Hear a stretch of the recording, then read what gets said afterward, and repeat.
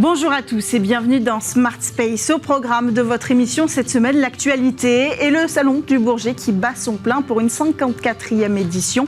Le Salon international de l'aéronautique et de l'espace accueille des startups et entreprises du monde entier et plusieurs bonnes nouvelles au programme aujourd'hui. On parlera aussi d'Ariane 6 qui est au cœur de toutes les conversations et d'Ariane 5 qui tarde à nous faire ses adieux. Nous aurons d'ailleurs en call actu Jean-Marc Astorg, directeur de la stratégie du CNES avec nous dans Smart Space. Et puis ensuite, ce sera votre Space Talk. Et je vous propose de découvrir ou de redécouvrir un grand entretien, celui du général Michel Friedling, cofondateur de la start-up Lookup Space, spécialisée en surveillance de l'espace. Start-up qui vient d'annoncer cette semaine une levée de fonds de 14 millions d'euros. Vous allez pouvoir découvrir dans cet entretien ce qui fait la spécificité de cette proposition technologique et en connaître un peu plus sur la start-up qui fait l'actualité cette semaine. Voilà pour le programme.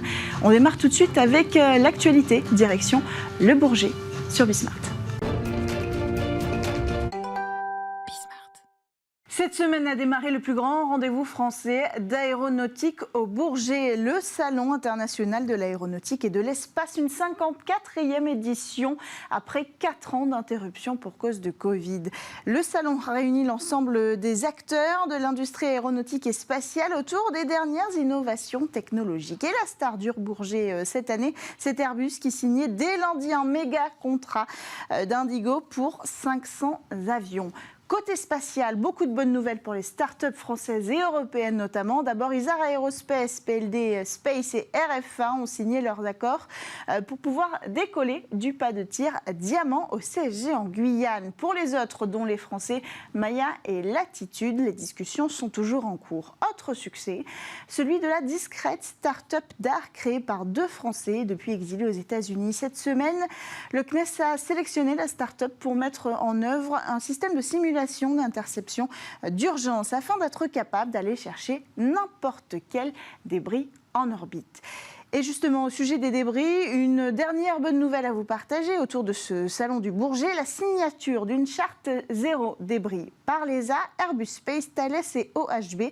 Objectif, initier un cercle vertueux pour un espace plus durable.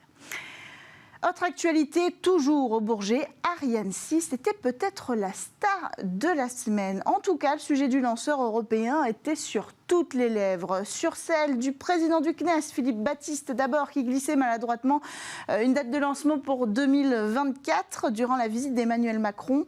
Vite démenti, cette bévue a remis la lumière sur le retard flagrant du nouveau lanceur. Mais l'ESA avait prévu plusieurs briefs publics sur le sujet. On apprend ainsi du directeur de l'ESA, Joseph Aschbacher, qu'Ariane 6 passe en ce moment même un test très critique. Il poursuit. Nous avons encore des problèmes techniques à résoudre, notamment avec le logiciel de vol sur lequel nous travaillons pour combiner les tests en vol. Il y a certains éléments techniques que nous devons surmonter et nous le ferons dès cet été. Fin de citation. En résumé, nous saurons probablement dès la rentrée de septembre si Ariane 6 décollera bel et bien en 2023. Côté Ariane 5, la reine des fusées européennes tarde à nous faire ses adieux. Alors que son tout dernier lancement après 25 ans de service était prévu il y a une semaine, celui-ci a été reporté vers une date indéfinie pour le moment. Pourtant, rarement la fusée européenne a failli à la tâche. Pour en parler, nous avons en ligne Jean-Marc Astorg, directeur de la stratégie au CNES. Bonjour Jean-Marc, bienvenue dans Smart Space et merci d'avoir répondu au call actu. D'abord, est-ce qu'on sait quand nous pourrons voir décoller pour la toute dernière fois Ariane 5? Oui, bonjour à vous. Ariane Espace devrait annoncer la date très prochainement. Ça devrait être au début du mois de juillet. Moi, je voudrais relativiser ce que vous avez dit. Il est tout à fait normal d'avoir un report de quelques jours d'un lancement. Vous savez qu'on fait passer la réussite du lancement avant toute autre considération. Et voilà, tous les lanceurs ont des reports. On a eu une alerte sur un composant très important sur le lanceur Ariane 5 qui concernent les lignes pyrotechniques. Ce sont des équipements qui permettent de passer des ordres de séparation des étages ou de neutralisation de la fusée en cas de problème. L'alerte était sérieuse et donc on a décidé, par mesure de précaution, de changer ces équipements. C'est ce qui est en cours actuellement. Et dès que ces équipements seront changés, on pourra réaliser la dernière mission d'Ariane 5. Quelles sont les prochaines fenêtres de tir ? Je vous dis, c'est tout début juillet. Donc voilà, on a aussi à considérer une priorité, un enchaînement des activités entre les essais Ariane 6 que vous avez mentionné et le lancement Ariane 5, puisqu'il y a un certain nombre d'équipements communs et d'équipes communes entre les deux. Voilà, c'est bien toute cette analyse-là qui est en cours et en parallèle, évidemment, les changements de ces équipements sont en cours de réalisation. Véritable chassé-croisé en Guyane actuellement. Alors Ariane 5, c'est plus de 25 ans de service. Comment vous résumeriez ces années de service, Jean-Marc Astorg ? Une grande réussite technique, en premier lieu, parce que Ariane 5 était un programme très ambitieux sur le plan technique, technologique. On n'avait jamais développé en Europe des moteurs aussi puissants, aussi bien des moteurs cryotechniques comme le moteur Vulcain, ou des moteurs à poudre comme les deux boosters d'Ariane 5. Et ça s'est passé sans aucun problème. Voilà, on a eu des problèmes sur d'autres sujets, mais pas sur cela, et une fiabilité vraiment inégalée au niveau mondial. Une réussite économique, puisque Ariane 5 a été leader sur le marché commercial pendant plus de 20 ans. Et puis aussi une réussite européenne. Finalement, Ariane, c'était quand même plutôt un lanceur qui réutilisait des équipements qui existaient déjà, alors que Ariane 5 était vraiment le développement d'objets technologiques qui ont été réalisés en coopération européenne. Et on voit bien que voilà, quand l'Europe s'unit face à la compétition des autres pays, on peut réussir. Je pense que c'est ça qu'il faut retenir. Ariane 5 nous a permis en Europe de nous unir. C'est aussi ce qu'on fait avec Ariane 6. Le futur, c'est Ariane 6 qui arrive, même s'il y a un petit peu de retard. Mais il faut garder cette idée d'union, de coopération en Europe pour le futur après Ariane 6. Alors, effectivement, vous anticipez un petit peu ma dernière question. Avec ce dernier vol, on va tourner une page de l'âge d'or du spatial. Quelle va être la suite ? Est-ce qu'on peut dire ça, d'ailleurs, qu'on va tourner une page de l'âge d'or du spatial européen ? Non, je pense que l'âge d'or, il est devant nous. On a vécu l'âge des pionniers. C'est-à-dire qu'il a fallu défricher le terrain, il a fallu acquérir des technologies, et maintenant, l'âge d'or du spatial, il est devant nous, parce que les applications spatiales sont en plein boom, les acteurs se multiplient, on a vraiment une expansion de l'activité spatiale, aussi bien au niveau géographique qu'au niveau des acteurs qui arrivent. Il y a beaucoup de start-up qui arrivent, beaucoup d'entrepreneuriat, de financement privé. Donc non, je pense qu'il faut vraiment considérer que le meilleur est devant nous. Qu'est-ce qui expliquait une telle longévité d'un lanceur aussi réussi ? Est-ce qu'on serait capable de reproduire une telle longévité et fiabilité surtout ? Vous disiez que l'Europe en est capable. Pour l'instant, les éléments sont assez peu rassurants, même si on sait que le savoir-faire est là. Alors, la fiabilité va beaucoup avec la longévité, puisque quand vous connaissez bien un produit, vous êtes capable effectivement de réussir son utilisation. Et il y a des lanceurs dans le monde qui sont des lanceurs qui sont très anciens. Ceci dit, les choses s'accélèrent, vont beaucoup plus vite que par le passé. Il y a des nouvelles technologies qui arrivent. Il y a l'enjeu de la réutilisation aussi, qu'il faudra aussi relever en Europe, faire des lanceurs réutilisables. Donc il faudra probablement accélérer par rapport à ce qu'on a fait dans le passé, mais c'est des choses qu'on a démarré. On a démarré dès 2015 le développement de nouveaux moteurs comme Prometheus, qui est aujourd'hui en cours d'essai à Vernon, et ça se passe très bien. Voilà, donc qui peut dire quelle sera la longévité d'Ariane 6, mais ce qui est sûr, c'est que Ariane 6 est aujourd'hui le bon produit pour répondre aux attentes du marché aujourd'hui, et notamment pour lancer les constellations. Ce qui est frappant aujourd'hui, c'est que les clients finalement d'Ariane Espace sont plutôt des opérateurs de constellations, alors qu'avant c'était surtout des opérateurs de satellites sur des orbites géostationnaires. Et pour en fait peupler les plans des constellations, il faut des lanceurs lourds. Et donc Ariane 5, on améliore même sa performance. C'est ce qui a été décidé en 2022, la dernière conférence ministérielle, pour augmenter sa performance. Donc on parle beaucoup des petits lanceurs, mais vraiment le marché, ce sont les lanceurs. Merci Jean-Marc Astor d'avoir pris le temps de répondre au Call Actu sur Smart Space. Une dernière actualité avant de passer au talk.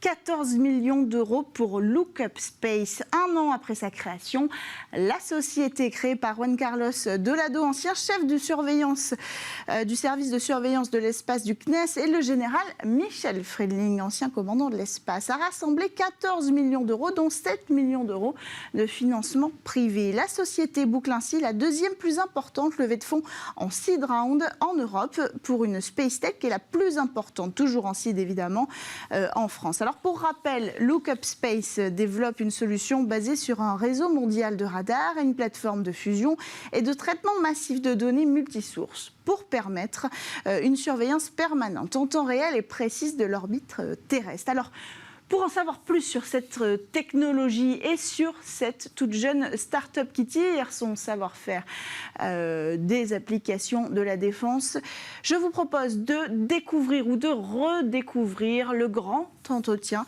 du général Michel Friedling dans Smart Space. C'est parti. Des rangs de l'armée à ceux du New Space, c'est un profil tout à fait unique que nous recevons aujourd'hui en plateau. Le général Michel Friedling, ancien général de l'armée de l'air, ancien commandant de l'espace, cofondateur de Lookup Space, est avec nous en plateau et vous accompagnez également dorénavant des entreprises au travers d'une activité de conseil. Bonjour. Bonjour. Bienvenue sur le plateau Merci. de Smart Space. Alors en décembre 2021, vous présentiez le contexte économique du secteur spatial au Sénat en tant que commandant de l'espace à l'époque. Et aujourd'hui, vous êtes, on peut le dire, devenu acteur de cette même économie que vous présentiez à l'époque. Votre cheval de bataille, c'est la surveillance de l'environnement spatial. On va revenir sur cette activité en détail et cette nouvelle aventure pour vous dans un instant. Mais avant, un petit coup d'œil dans le rétro quand même. Vous avez pris vos fonctions en 2018 au commandement de l'espace. Vous étiez finalement, on pourrait appeler ça comme ça, le premier patron de la Space Force française. Vous avez mené le premier entraînement Astérix, premier exercice militaire spatial en 2021. Qu'est-ce qui vous a amené à l'époque à prendre ces fonctions de commandant de l'espace et quelle était l'ambition à ce moment-là du CDE ? Alors d'abord, je dirais que nous n'avons pas encore de Space Force en France. Nous avons un commandement de l'espace qui est intégré à l'armée de l'air, qui est devenu l'armée de l'air et de l'espace. Bon, c'est une distinction qui peut paraître subtile, mais qui ne l'est pas. Les seuls qui aujourd'hui au monde ont une Space Force, ce sont les Américains. Quelle est la différence ? C'est qu'on n'a pas de capacité d'attaque ? C'est une armée... Non, pas du tout. C'est que la Space Force, c'est une armée en tant que telle. Donc aujourd'hui, on n'a pas d'armée de l'espace, on a un commandement de l'espace qui est déjà un grand pas en avant par rapport à ce qui existait auparavant. Et donc qui dispose de moyens qui sont extrêmement importants. Et ce commandement de l'espace, c'est le fruit, c'est un des fruits de la revue stratégique dédiée à l'espace que l'on a conduite à la demande du président de la République en 2018, quand j'ai pris mes fonctions pendant un an. Et donc qui a conduit à la création de ce commandement. Je pense que l'étape suivante, ça pourrait être, mais dans quelques années, la création d'une Space Force française. Alors qu'est-ce qui vous a poussé à quitter ce commandement ? Alors, j'aurais pu rester sous l'uniforme et continuer ma carrière militaire. C'est un choix que j'ai fait pour différentes raisons. D'abord, quand on tombe dans la marmite espace, je crois qu'on a envie d'y rester parce que c'est un domaine qui est quand même extrêmement intéressant, qui est fascinant. Il y a un esprit pionnier, il y a des frontières qui s'ouvrent, il y a des domaines à conquérir, il y a tout à faire en fait. On rentre dans un nouvel âge spatial. Bon, ça, je ne vais pas l'apprendre à vos téléspectateurs. La deuxième chose, c'est que c'est un écosystème qui est très dynamique avec, je l'ai dit, un esprit pionnier qui, moi, m'a beaucoup plu. Vous connaissiez ce secteur spatial avant de prendre la tête du commandement de l'espace ou pas ? Je le connaissais assez mal, en réalité. Ouais. Quand j'étais jeune pilote de chasse, donc j'étais capitaine, et moi, mon rêve, c'était d'être pilote de la navette Columbus. Vous savez, ce projet européen qui n'a pas... Alors, c'était pas Columbus, c'était Hermès, pardon.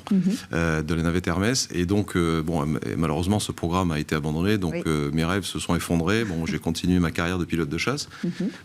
Et puis j'ai été rattrapé par ce premier amour déçu, et donc on m'a confié la direction des activités spatiales du ministère, et puis la création du commandement de l'espace. Et donc une fois revenu dans ce milieu-là, je n'avais plus envie d'en sortir. Et donc pourquoi j'ai décidé de partir également, parce que j'ai été assez préoccupé, je dirais, par ce qui est en train de se passer dans l'espace.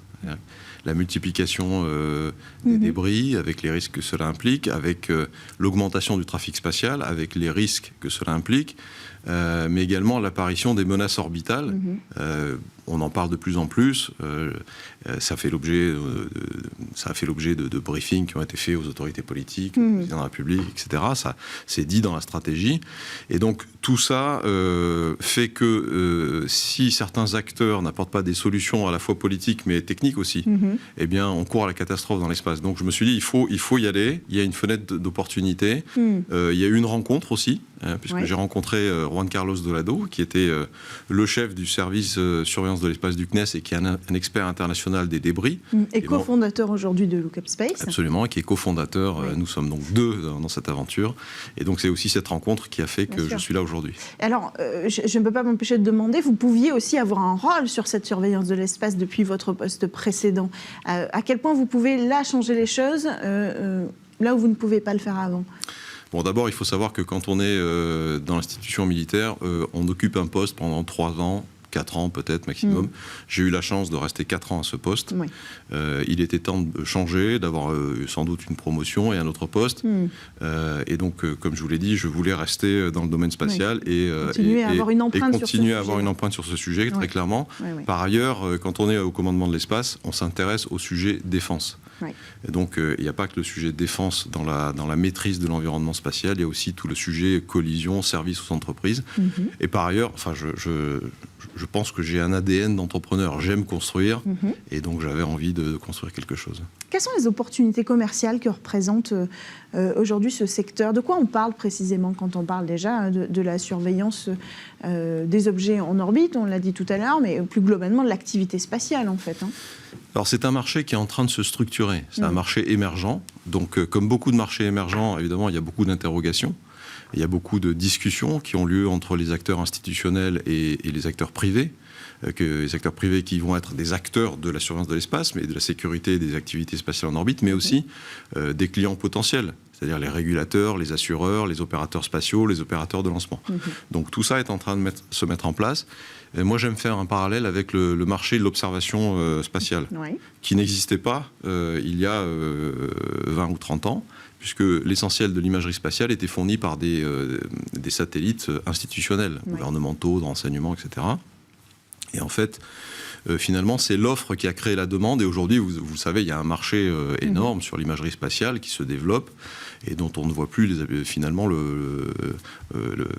la fin. C'est-à-dire qu'il y a des applications qu'on découvre tous les jours. Je pense que c'est ce qui va se passer pour le marché de la surveillance de l'espace. Le marché va se structurer et ensuite on va progressivement découvrir des applications à l'infini qui vont croître au fur et à mesure que les domaines d'activité en orbite vont également augmenter. Les services en orbite, la logistique en orbite, l'exploration lointaine, etc.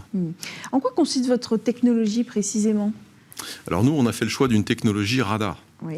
Vous avez beaucoup d'acteurs sur le marché. Établis ou émergents. En France, il y en a déjà 2, par exemple. Oh, il y en a même plus que ça.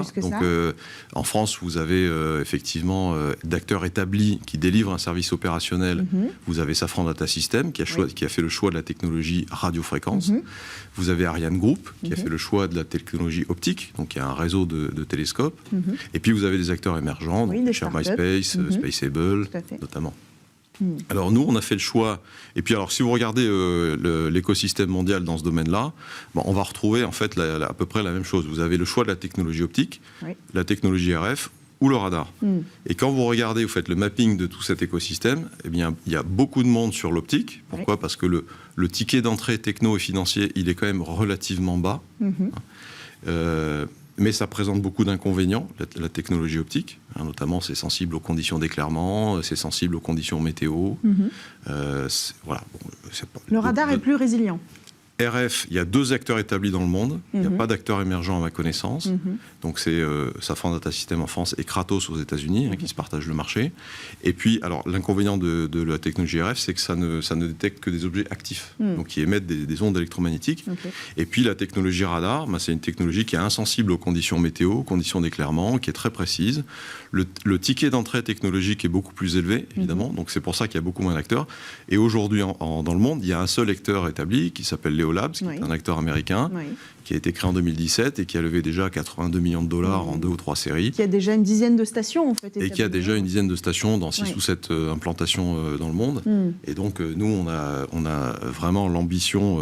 Notre ambition, elle est très simple. On veut être un des leaders mondiaux de ce domaine. Voilà. Mais sauf que vous avez été créé il y a un peu moins d'1 an. Alors, comment on rattrape ce retard-là technologiquement? Quels vont être vos défis? Alors, il y a un défi technologique, il y a un défi commercial, il y a beaucoup de défis.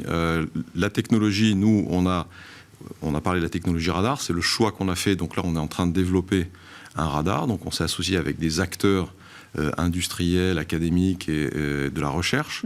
Donc on a, en fait, pour développer ce radar, on a un consortium, en quelque sorte, d'une douzaine d'acteurs académiques de la recherche et industriels, avec des sous-traitants.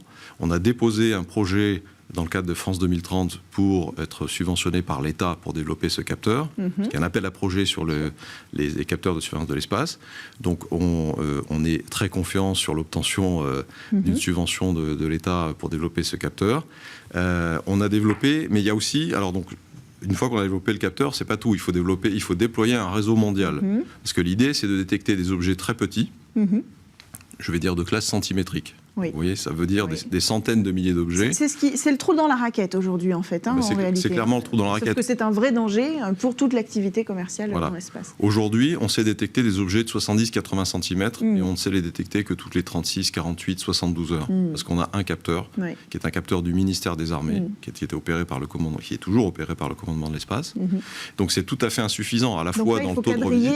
Il faut déployer un réseau. Donc on développe ce radar. Donc ça, c'est ce qu'on va faire pendant les 24 premiers mois. C'est notre proof of concept sur le senseur, le capteur. Ensuite, on déploie le réseau dans le monde. Mais il y a aussi toute une partie numérique qui est extrêmement importante. Donc, on développe une plateforme digitale avec un certain nombre d'applicatifs, d'algorithmes, d'intelligence. Donc, c'est vraiment data-centrique, avec une capacité à fusionner de manière totalement agnostique des données qui viennent non seulement de nos radars, mais aussi de partenaires qui vont nous fournir de l'optique, du laser ou de l'ARF. Et donc, en fait, on a à la fois donc, le capteur et le réseau, mais aussi la partie data derrière qui est extrêmement importante. Donc, c'est vraiment un projet industriel avec de l'infrastructure, ce qui peut faire peur d'ailleurs aux fonds d'investissement souvent. Évidemment, parce que c'est un projet numérique. Alors comment vous faites d'abord pour convaincre les investisseurs, on peut aller sur ce sujet-là tout de suite, de vous faire confiance, parce que dans le spatial c'est aussi la difficulté, le retour sur investissement il est très long à arriver, vous avez déjà des acteurs établis en face de vous, des acteurs importants qui n'ont pas les mêmes difficultés qu'en Europe à trouver du financement. Si on prend Léo Labs par exemple, qui a déjà des contrats, je crois que l'État français aussi est déjà en discussion avec Léo Labs pour utiliser ses capacités. Comment vous faites pour vous financer ? Alors nous, on a besoin d'une certaine somme d'argent pour travailler pendant 24 mois jusqu'à la démonstration qu'on a ce radar, qu'on a su le faire et qu'on l'a déployé. Et donc, pour réunir cet argent, on fait appel à des fonds publics, donc des subventions, qu'elles soient françaises à travers France 2030 ou européennes. Il y a le European Innovation Council qui permet aussi d'allouer des subventions sur des projets technologiques. Et ensuite, on a fait appel à des investisseurs privés. Donc, la bonne nouvelle, c'est que, vous voyez, ça s'est terminé hier. On a fini notre levée de fonds. Donc, on rentre dans la phase où on rédige les contrats, etc. Mais enfin, c'est de la paperasse. Donc, on a 3 fonds d'investissement qui nous suivent. Et on est vraiment content parce que le contexte est quand même assez difficile en ce moment. Deuxième semestre 2022, les investissements dans la tech ont été diminués par 2 par rapport au premier semestre du contexte mondial.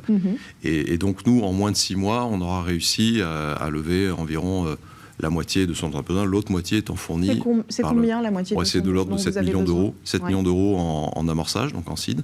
Donc un peu plus de 7 millions d'euros en subvention, ce qui va nous permettre de travailler pendant 2 ans et de démontrer qu'on sait faire. Alors sachant qu'on on a déjà une version qui fonctionne, une version 1 de la plateforme numérique avec toute l'intelligence à bord. Et donc ça, on a déjà un produit qui est en quelque sorte est commercialisable et on va le faire. On peut citer les fonds d'investissement, on a qui Expansion ? Alors, oui, alors notre fonds leader, ça va être un des 2 fonds leaders, c'est Carista, donc, qui met en œuvre Cosmic Capital. Et Cosmic Capital, c'est le CNES et la BPI. Donc ça, c'est très important pour nous d'avoir ces 2 acteurs capitaux de la société. Mais c'est également Expansion, le fonds qui a été lancé par Charles Beck-Bédé, dédié au spatial. Et puis, il y a un fonds allemand qui prend une place significative, très significative, qui va être Colide également. Donc ça, c'est aussi pour nous, c'était important d'européaniser la société. Parce que même si on a fait le choix dès le début, pour aller très vite, de travailler avec des acteurs industriels français, des partenaires sur le plan technologique français, on a besoin aussi d'avoir une ouverture internationale. Et comme vous l'avez dit en introduction, nous, on a clairement une ambition mondiale. On n'est pas du tout sur le marché régalien. C'est important parce qu'il y a cette question de souveraineté, surtout quand on parle de donner des capacités à la France ou à l'Europe qui n'existent pas encore aujourd'hui. Il faut aller, on le voit, la France va chercher aux États-Unis avec Léolab ces capacités-là. À quel point ça fait partie de votre stratégie? À quel point ça vous limite? J'ai l'impression que ça ne vous limite pas du tout. Ça ne nous limite pas du tout. En fait, si vous voyez, dans la typologie des clients qu'on va adresser et qu'on a commencé à adresser, il y a les clients institutionnels, enfin c'est public et privé, militaires et enfin défense et civils. Et donc on a commencé à discuter avec tout l'écosystème. On sent un très très fort intérêt sur ce qu'on est en train de faire, y compris aux États-Unis. Je reviens du Space Symposium qui avait lieu il y a 10 jours maintenant, et on a rencontré un certain nombre de partenaires aux États-Unis qui sont extrêmement intéressés par ce qu'on fait et qui veulent déjà établir des partenariats commerciaux avec nous. Donc on est très heureux et je pense que ça va aller beaucoup plus vite qu'on ne le pensait en réalité au départ sur les revenus, sur la commercialisation de nos produits. Est-ce qu'il y a une question de réglementation? Est-ce que le territoire européen et français est propice au développement de ce marché et de votre technologie? Oui, bien sûr. Vous savez, je vous le disais, le marché est en train de se structurer. Pour vous donner un exemple, il y a une discussion qui a lieu actuellement entre tous les opérateurs européens dont nous faisons partie de la surveillance de l'espace, établis ou émergents, et la Commission européenne à travers la DG Défi et EUSST, que vous connaissez, qui est le consortium piloté par la Commission européenne sur la production de services de sécurité dans l'espace. Et donc cette discussion fait l'objet de séquences de travail, de workshops entre l'industrie et la Commission européenne pour précisément mettre en place les conditions non seulement de l'autonomie européenne dans ce domaine, l'autonomie stratégique, mais aussi les conditions de l'émergence d'un secteur privé viable. Parce qu'une société comme la nôtre, c'est beaucoup d'investissements. Donc c'est plus de 100 millions d'euros d'investissement pour développer un réseau comme ça, c'est pas quand même des petites sommes. Et donc derrière, pour être viable, il faut qu'il y ait un marché. Donc il faut qu'on ait une discussion avec les acteurs institutionnels pour voir comment ceci peut se faire. Et donc dans le prochain règlement spatial européen, il y a une somme qui devrait être très très importante, donc sans doute entre 1 et 2 milliards d'euros pour financer de l'achat de données ou de services auprès d'opérateurs comme nous. Et donc évidemment, des acteurs institutionnels dont l'Union européenne vont être des clients au même titre que les opérateurs privés. C'est là qu'être parmi les primo-arrivants, est-ce qu'on peut dire encore aujourd'hui que vous faites partie des primo-arrivants en Europe? Je pense qu'on fait encore partie des primo-arrivants. Si on laisse de côté, si on met de côté Safran Data Systems et Ariane Group, qui sont quand même des acteurs établis qui délivrent un service, et qui mais ont on est déjà dans les primo-arrivants. Et qui ont déjà établi leur réseau, mais ils ont une technologie qui est très différente. Et donc on est très complémentaires en réalité. On est bien sûr concurrents parce que finalement on offre un service qui a la même finalité, mais on est très très complémentaires. Et d'ailleurs on a engagé des discussions avec beaucoup d'acteurs industriels, et y compris des acteurs comme Ariane Group et Safran Data Systems, pour voir comment l'offre de services que l'on peut avoir avec ces 3 technologies RF, optique et radar peut avoir une valeur ajoutée sans équivalent dans le monde aujourd'hui. Alors, ancien commandant, aujourd'hui entrepreneur, c'est quoi la prochaine étape pour vous avant de conclure? La première étape, ça va être de mener à bien cette entreprise. Donc on a l'ambition de déployer très vite ce réseau, d'être très vite un des leaders mondiaux.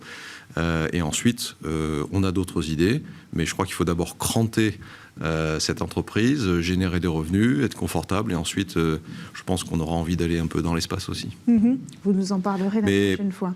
Aujourd'hui, notre conviction, c'est que l'avenir de l'espace se joue sur Terre. C'est pour ça qu'on déploie nos capteurs sur Terre. Voilà. De la même façon que l'avenir sur Terre se joue aussi dans l'espace. Voilà. Merci beaucoup, Général Michel Friedling, ancien général de l'armée de l'air, ancien commandant de l'espace et cofondateur aujourd'hui de Look Up Space. Merci à tous de nous avoir suivis. On se retrouve dès la semaine prochaine sur Bismart.